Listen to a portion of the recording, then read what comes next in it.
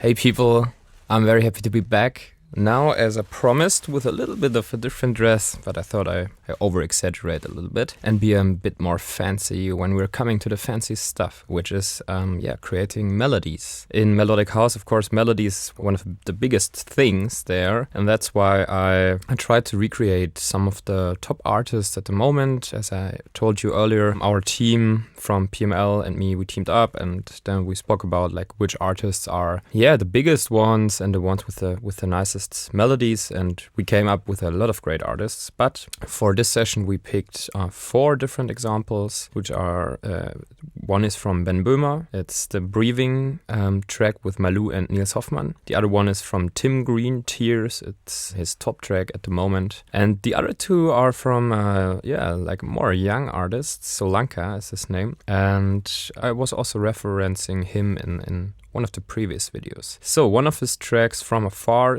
we're going to have a look at and a listen at that track. The other track is called Great Belt.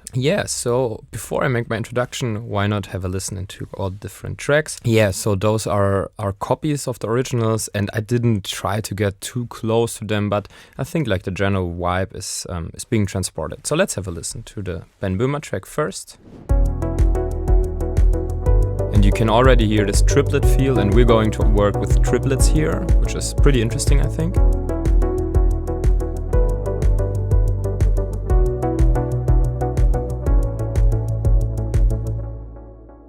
Alright, so that's the Ben Böhmer track. The next one is the one from Tim Green. Of course, it's just always a snippet.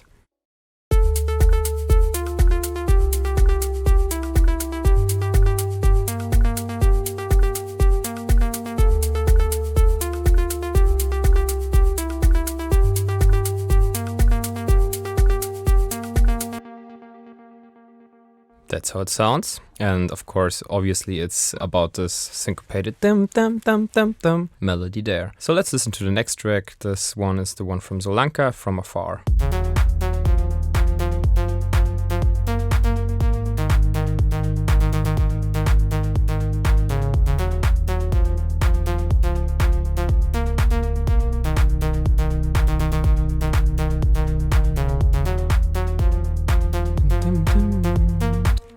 So that's that track, and the last one is also from Solanka, called Great Belt.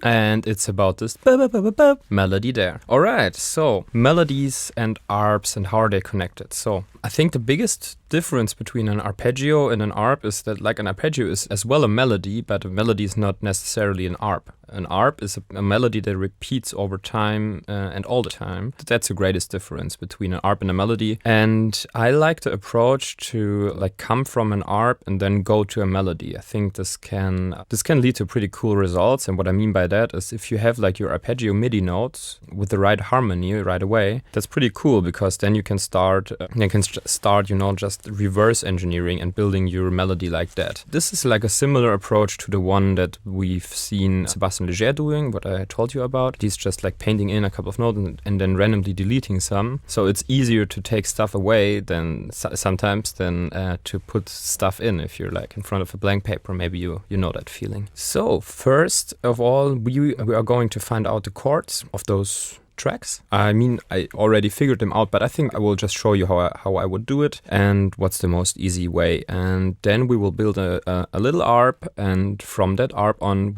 in the Ben Böhmer style track, we will build a melody. So let's start with the Ben Böhmer track. Let's just open it up here, and maybe we will have a listen to this main melody again, which is this one.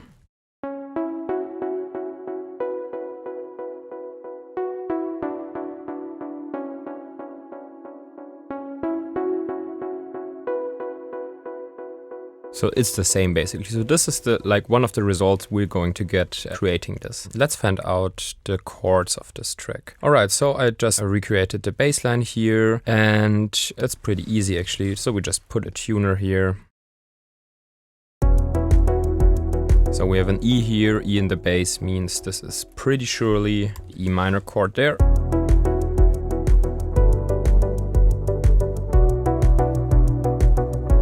Alright, A minor to G, and this will be a G major in this case. Then we have a B minor chord here. And an A major chord, I think.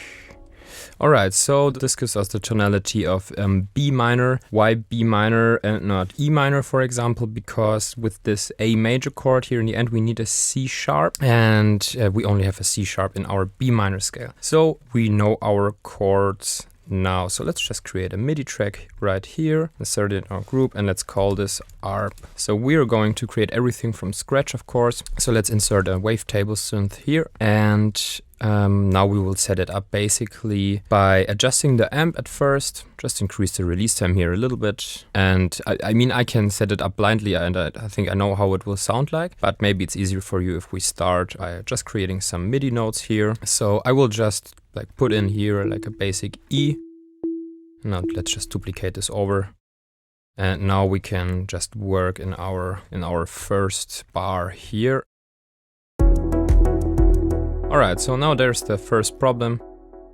We are in a triplet grid here, okay? So the important thing is that you don't do it as I did, but you enable the triplet grid here, and then you right click again and choose 1/8 notes here, okay? So now when we dial in those MIDI notes, they are in sync, because this whole track was made in triplets, which I think is a pretty interesting way of producing. And listen to it. 1, 2, 3, 1, 2, 3, 1, 2, 3, da, da, da, da, da, da, da, da, da, 1, 2, 3, 1, 2, 3, 1, 2, 3. And I've heard it in a couple of other tracks too. For example, from maybe you know Monkey Man, he's making super nice crossover indie electronic deep house music, and he's doing it as well. So this is why I picked this example, so we have a little bit of variance and we're not only working in straight 16th and 8th rhythms. Alright, so now that we've set it up our timing correctly, let's continue and go back to our wavetable synth.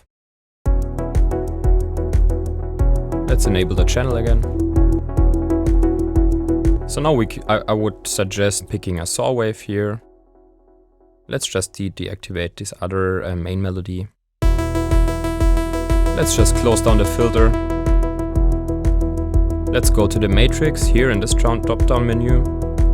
And now let's increase the envelope 2 amount on the filter frequency. So now envelope 2 will open up the filter. You don't have to go to mod sources here and then go to envelope 2. You can directly click here and then you will be at envelope 2. This is a small hack that I've discovered actually by doing this video. Alright, so let's drag down our second envelope so it gets really tight.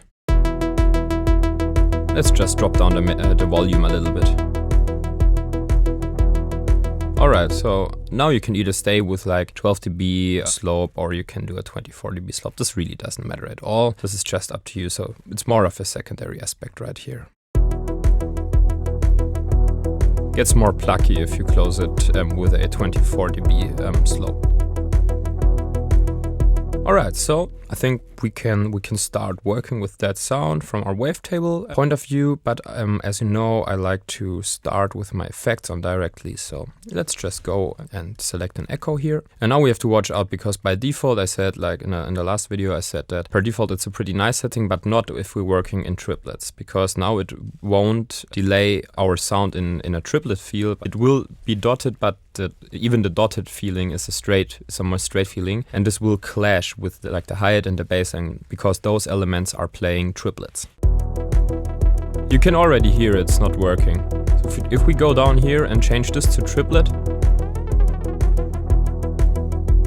now it's grooving again, and then we just decrease the dry and wet amount here, because we don't need it to be that wet. And now let's also change the stereo setting here to ping pong, because then we'll get a really nice stereo feel.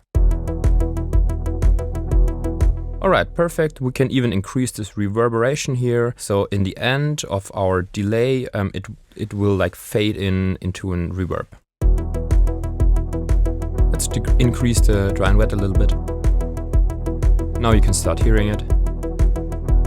Alright, perfect. So Without further patching, let's go and create a little bit of an ARP here, from which we will create according notes to the harmony, and then we will create a melody out of this ARP notes. Let's just drag this loop. Let's open it up here. So now we don't want to fold those notes here, but what we want to do is we want to enable the scale mode here. And as we said earlier, this track is in B minor, so let's go and select B minor as a scale here. And this brings us some really nice visual representation. Now we can, just dial in the notes easier. So let's go and create a nice ARP with an upward motion. By an upward motion, I just mean that all the, those melody notes, they would just increase here.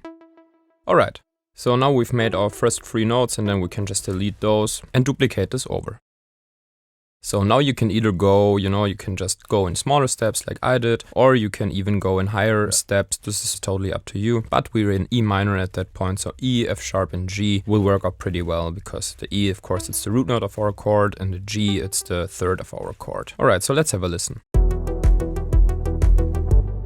Cool, so now let's just copy this over. Now we're at the G major chord. Actually, Ben Böhmer is playing a lot with suspended chords, so this means just like sus2 and sus4 chord. And I think that at this point in his original track, there is something like a G sus2 chord going on there, which means he has a triad, or he hasn't got a triad in there, or his third of the chord, maybe it's in there, I don't know, but he's emphasizing also the ninth from the root note, or the whole step above the G. So this is why we can maybe even take those 4 notes here and transpose them up to the A. Could sound pretty cool. So now G and F sharp, they will clash for sure, because they're just a half step apart from each other. So let's transpose this 1/2 step up here. And the E, it's also not very ideal, and it's not ideal because I want to have it really nicely harmonic. So let's transpose this down to the D here. Cool, so let's pick this whole part and duplicate it. Alright, so let's continue with our next chord, which is the B minor, and I like to just, go through every layer here. A layer, the G layer, the D layer, and we can adjust every layer accordingly. So the A can go up to the B, because this is the root note of our chord. The G can go down to the F sharp, because this is the 5th of our B minor chord. And the D can just stay where it is, because it's the minor third of the B minor chord.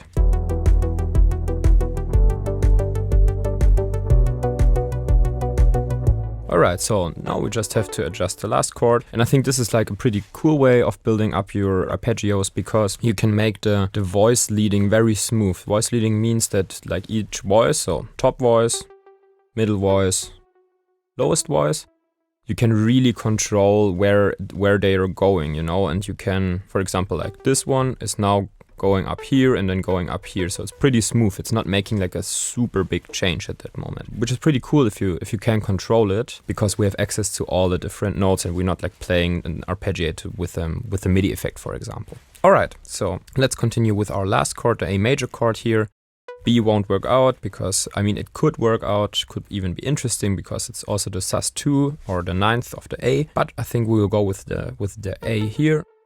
But we will try it out in a second. This F could be going down to the E, which is the 5th of the A major chord. And now we can just go down 1/2 step with our D here to the 3rd of the A major chord, which is the C sharp. So let's have a listen. I'll just open the chords up a little bit. Maybe we can really stay up here with our last ARP.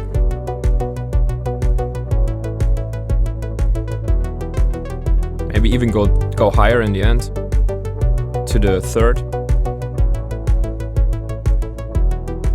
So now you can already hear, you can do so much stuff. Okay, cool. But now we've built it we have our basic building blocks for our melody. We've just made an ARP, and now we're going to have a look at how we can transform this ARP into a nice melody.